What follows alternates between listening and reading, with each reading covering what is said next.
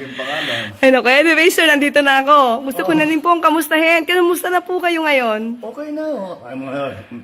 Ang giling ng mga doktor ko. Binigyan lang ako ng mga gamot.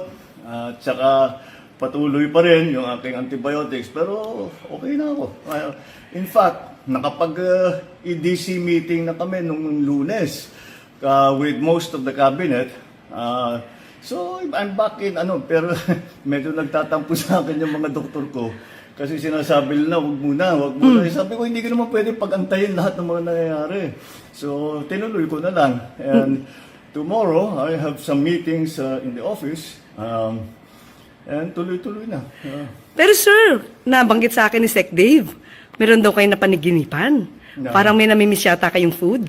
Dahil, ang ano pala rito, kailangan for a few days, hindi ka pwedeng kumain ng solid food para matanggalan ng stress yung bituka mo. So, puro sabaw lang ako. Kaya nanaginip ako yung isang gabi. Sabi ko sa doktor, pwede na ba ako kumain ng kung ano-ano?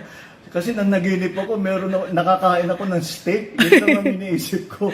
Pero hindi pa pwede. Hindi pala. Ngayon pwede na. Pwede ngayon na. Pwede na. Ayan. Oo.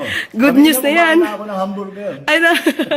Well, anyway, sir, namimiss na kayo na ibang mga taga-media. Sabi nila, ba't hindi nakarating si Pangulo sa awards rights ng mga outstanding government workers? Oo nga. Oo nga. Hindi ako nakarating dahil meron pa akong gagawin. Pinapunta ako sa nagkonsulta na nandito yung mga doktor.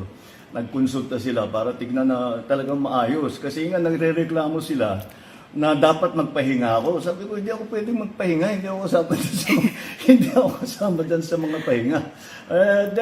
Wag mo sana. Maraming salamat sa lahat ng tao that have been concerned about my health at maraming nagpadala ng mga mensahe na gumaling ka na kagad. Sabi ko, at nagpapasalamat ako sa kanila. Thank you for your concern. But I said, I got the best the best possible medical care that you can have, and that's why I'm already back in harness.